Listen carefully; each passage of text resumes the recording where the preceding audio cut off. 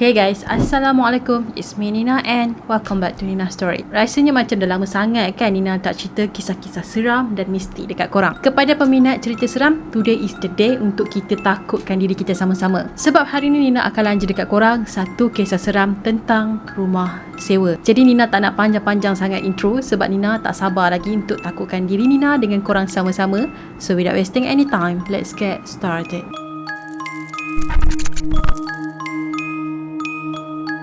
So, kisah seram kali ni dikongsikan oleh Pah dan dia ni adalah seorang yang sangat minat dengan cerita-cerita horror dan seram. Dia ni kiranya level fanatik lah sampaikan kawan-kawan dia anggap dia ni macam orang yang pelik. Dan Pah ni juga pernah terlintas dekat hati dia untuk tinggal di rumah sewa yang berhantu. Dan di sinilah kejadian seram ni terjadi. Kalau korang nak tahu, Pah ni dia ada dera yang ke-6, orang kata dia ni hijab yang terbuka lah. Tapi kan dia tak adalah nampak benda tu setiap hari, setiap masa. Dia hanya boleh nampak benda tu bila benda tu terganggu dengan kehadiran manusia. So pada masa ni lah Pah akan nampak kewujudan diorang. Kisah yang Pah kongsikan kali ni adalah masa dia tinggal di sebuah rumah sewa masa dia di SEM 3. Jadi diorang ni hanya tinggal dekat asrama sampai SEM 2 je. Masuk jam SEM 3 diorang kena tinggal dekat luar. Akhirnya Pah dengan kawan-kawan dia telah terjumpa satu rumah yang mana diorang kata okey lah kita tinggal dekat rumah ni. Walaupun sewa rumah tu sebenarnya agak mahal sebabnya tuan rumah ni dia charge RM150 atas satu kepala. Tapi kalau nak ikutkan diorang tu masih student masa tu kan, jadi macam agak mahal lah. Tapi dalam keadaan terdesak tak ada pilihan, diorang pun terima je. Lagipun harga tu Nina rasa macam agak berbaloi juga sebabnya tuan rumah ni telah menyediakan segala perkakasan dalam rumah tu. Jadi kau tinggal bawa baju kau je pergi duduk situ je. Tapi part yang tak bestnya, Pah kata rumah ni nanti akan ada 12 orang student yang akan tinggal bersama-sama. So Pah dengan kawan dia pun terfikir mesti crowded lah rumah ni nanti. Diorang dah tengok gambar rumah tadi tapi diorang tak datang untuk tengok lagi. Bila weekend barulah Pah dengan kawan-kawan dia yang lain tu pergi ke rumah sewa tadi untuk tengok keadaan rumah tu.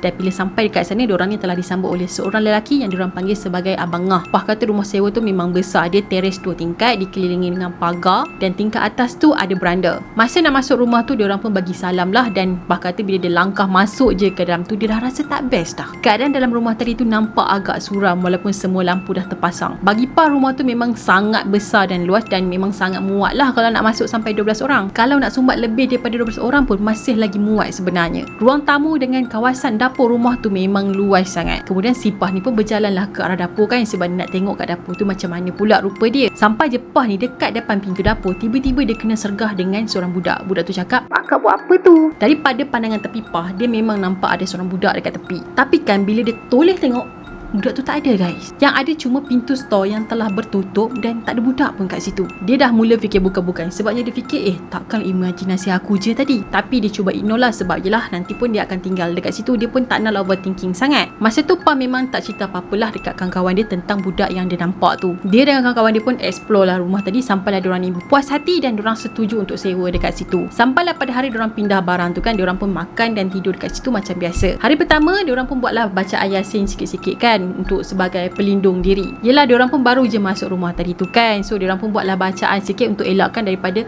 gangguan benda yang tak elok ni. Alhamdulillah semuanya okey, berjalan dengan lancar sampailah dah sebulan diorang tinggal dekat situ. Dah cukup sebulan diorang tinggal dekat sini, macam-macam kejadian yang tak best dah mula terjadi. Pah dapat rasa kehadiran diorang tinggal dekat rumah tu dah tak disenangi oleh penghuni yang ada dekat situ juga. Kawan-kawan Pah dah mula buka cerita dekat Pah mengatakan yang diorang ni nampak kelibat yang menakutkan, kelibat yang aneh dalam rumah tu. Salah seorang kawan Pah ni yang bernama Nurul dikatakan dia ni pun ada kelebihan macam Pah juga. Dia pun ada deri yang ke-6. Kawan dia yang Nurul ni pun cakap yang dia sekarang memang susah nak tidur waktu malam. Sebab apa? Dia cakap sebab setiap kali dia pejam mata dia dapat rasa macam ada orang ni tengah perhati dia. Tapi yang Pah pelik tu kan, kenapa dia tak nampak benda-benda tu sedangkan benda tu dah kacau kawan-kawan dia. Sampailah satu pagi tu pada pukul 7 pagi Pah ni bangun awal dan dia pun turun ke dapur lah untuk kemas apa yang patut. Jadi disebabkan pada masa tu weekend kan, jadi yelah kawan-kawan dia yang lain pun tidur lagi tak bangun-bangun. Dan Pah ni pun pergilah kemas dapur, sapu sampah bersama, cuci apa yang patut. Masa dia tengah cuci ni kan, tiba-tiba dia terdengar macam ada orang tengah usik radio.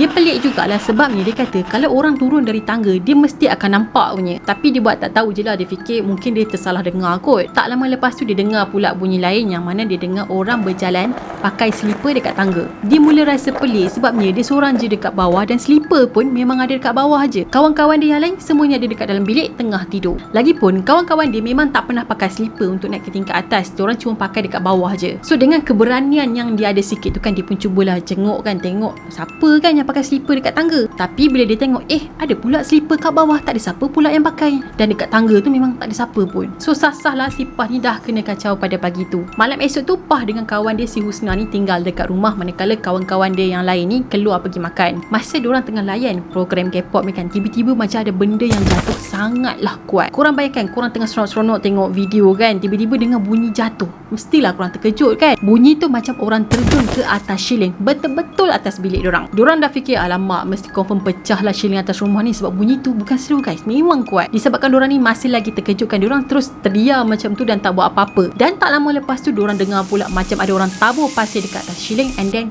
pasir tu digosok-gosok. Masa ni Husna dengan Pa memang dah meremang habis. Perasaan takut tu tak payah cakap lah. Si Husna ni pula dikatakan agak penakut sikit, jadi dia ni pun mula himpit ke arah Pa. Diorang berdua ni saling berhimpit dan sambil pandang ke atas shieling. Diorang tak rasa yang terjun ke atas shieling tu adalah kucing, sebab shieling tu sangatlah tinggi, tak mungkin kucing boleh panjat. Lepas diorang dengar je benda tu gosok-gosok pasir atas shieling, benda tu telah melangkah sebanyak 2 tapak, and then semuanya sunyi sepi, dah tak ada apa-apa bunyi lagi. Sampai sekarang ni pun diorang masih tak tahu apa benda yang terjun atas shieling di atas bilik diorang pada malam tu. Benda yang kacau diorang ni bukan setakat bunyi-bunyi je guys, agak melebih jugalah sampai boleh membuatkan diorang ni merasa takut. Masa diorang tengah solat pun diorang kena kacau guys. Pernah si Pah ni tengah solat kan, tiba-tiba dia punya telinga sebelah kiri ni kena tiup. Kawan dia pula masa tengah solat tak khusyuk, sebabnya masa dia tengah solat tu dia rasa macam ada orang tengah perhati dia. Ada satu kes tu, kawan dia ni tengah solat asar. Jadi masa dia tengah sujud tu kan, dia dapat nampak lah macam ada orang berjalan masuk ke dalam bilik. Pada masa yang sama, hujung mata dia tu dia ternampak orang yang masuk tadi tu berdiri di depan almari Pah. Bila kawan dia tadi tu nak bangun dari sujud dan nak duduk ke tahiyat akhir lah kan,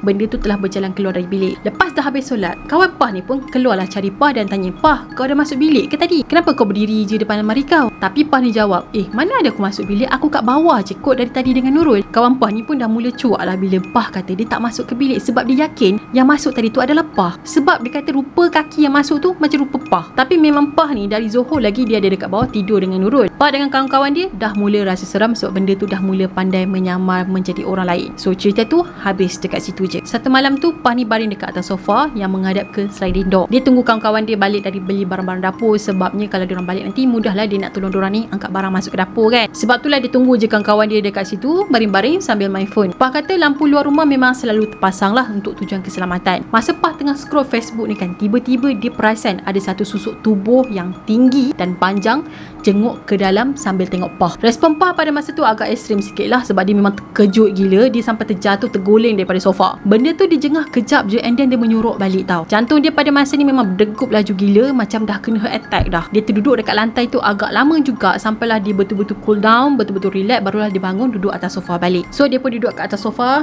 sambil scroll phone balik, tapi pada masa sama mata dia tengah melilau jugalah, takut benda tu tiba-tiba datang balik ke apa kan. Dan pada masa inilah Pah ternampak sesuatu yang berdiri betul-betul di depan pintu rumah. Benda tu dari atas sampai ke bawah berbungkus dan berdekat bahagian kepala ni diikat. So korang dah boleh teka belum apa benda tu? Dah tentulah si gula-gula. Pah ni memang dah cuak dah pada masa tu dan dia pun teruslah baca ayat kursi. Tapi kan benda tu tak load tau. Tak adanya dia heran dengan bacaan ayat kursi Pah pada masa tu. Mungkin dia tahu bacaan Pah dah tak khusyuk dan Pah ni lagi takut dengan dia. Bila benda tu masih ada dekat situ, Pah ni pun dengan keberanian dia yang dah tak berapa ada, yang dengan takutnya, so dia pun berlari naik ke tingkat atas dan masuk ke dalam bilik kawan dia. Bila kawan dia tanya, kau ni dah kenapa Pah? Tapi jawapan Pah, tak ada apa-apa. Diorang ni masih lagi diganggu sampailah Pah dengan kawan-kawan dia pindah keluar dari rumah tadi. Banyak kali diorang terdengar bunyi tapak kaki yang berlari dalam rumah tu. Lepas tu rasa diri diperhatikan dan ada yang tindih diorang semasa tidur. Walaupun macam-macam gangguan yang diorang dapat semasa beberapa bulan diorang tinggal dekat sana, tapi diorang cuba untuk bertahan sampailah diorang pindah keluar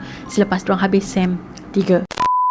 Okay guys, jadi itu sajalah perkongsian kisah seram yang Nina dapat kongsikan hari ni tentang kisah seram rumah sewa. Nina harap dengan perkongsian kisah seram Nina hari ni dapatlah hilangkan sedikit craving korang dengan kisah-kisah mistik yang dah lama Nina tak cerita selama ni. Jadi kalau korang suka dengan konten-konten Nina macam kisah jenayah, mistik, misteri apa semua tu, korang boleh subscribe di bawah sebagai tanda korang support channel ni. Dan jangan lupa juga untuk follow Nina di TikTok dan juga Instagram. Kita akan jumpa lagi next video. Bye bye. Assalamualaikum.